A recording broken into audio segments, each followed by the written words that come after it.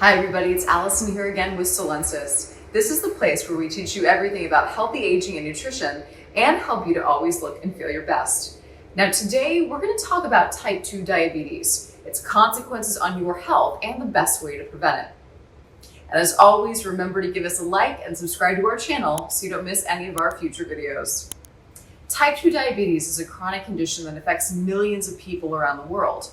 Cases that go untreated can result in blindness, kidney failure, heart disease, and other serious health consequences.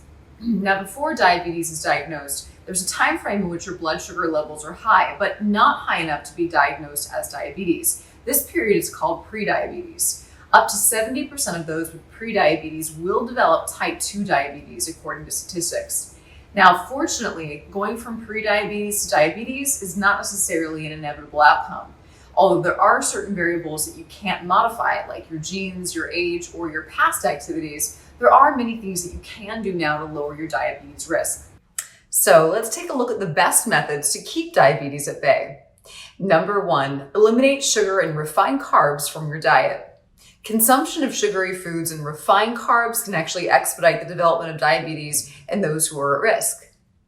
So these sugary foods are broken down quickly into little sugar molecules and delivered into your bloodstream by your body. As a result of this blood sugar spike, your pancreas is then stimulated to generate insulin, a hormone that helps sugar go out of the bloodstream and enter your cells directly to fuel them. In patients with prediabetes, blood sugar levels remain high because the cells are resistant to the action of insulin.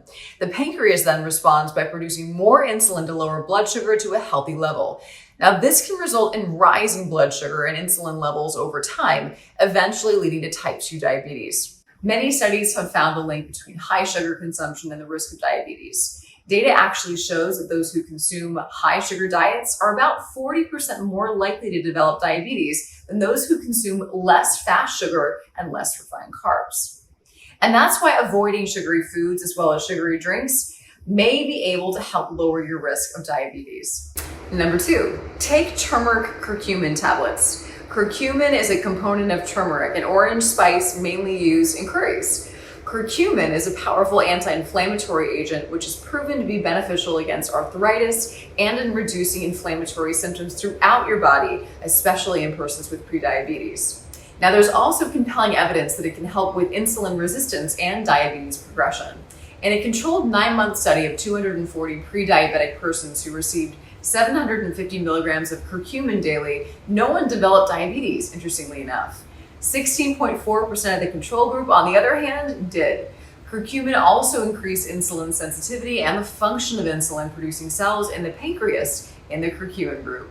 However, curcumin is almost impossible to digest as a food, and that's why we recommend taking it as a supplement in combination with bioperine, a bioavailability enhancer.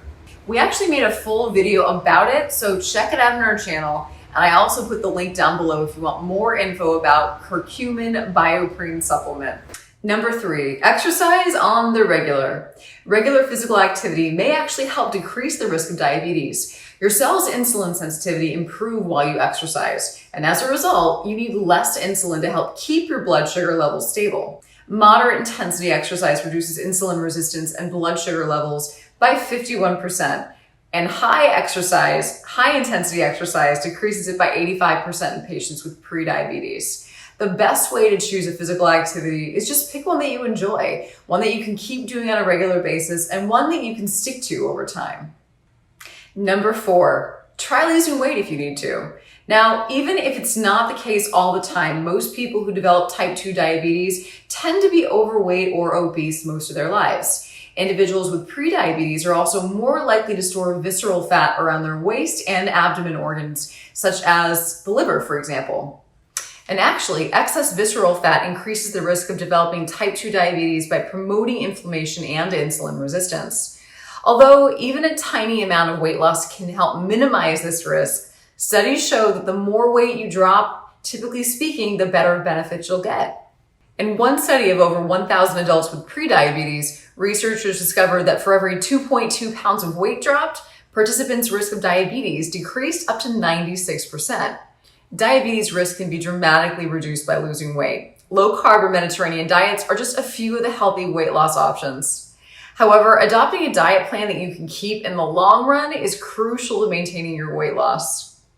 Number 5, consume a high fiber diet. Getting enough fiber has been proven to help keep blood sugar and insulin levels low in pre-diabetic people. Soluble and insoluble fibers are the two types of fiber available. Now, soluble does not absorb into water, but soluble fiber does. So basically how it works is soluble fiber and water combine in the digestive tract to form a gel that delays the absorption of meals. As a result, blood sugar levels just rise more gradually. Now, insoluble fiber, on the other hand, has been associated with lower levels of blood sugar and a lower risk of diabetes. However, the exact mechanism is still really not quite understood. Fiber is found in most unprocessed plant foods. Many excellent sources of fiber can be found in vegetables, whole grains, fruits, vegetables, and nuts. So super easy. Well, I hope that you found this video helpful, and of course, let me know by commenting which preventative tip you're going to incorporate in your journey first. And as always, don't forget to subscribe to our Solensis channel if you don't want to miss any of our videos about healthy aging, detox, weight loss, and many other health tips. I'm Allison again with Solensis. Have a great day, and thanks for watching.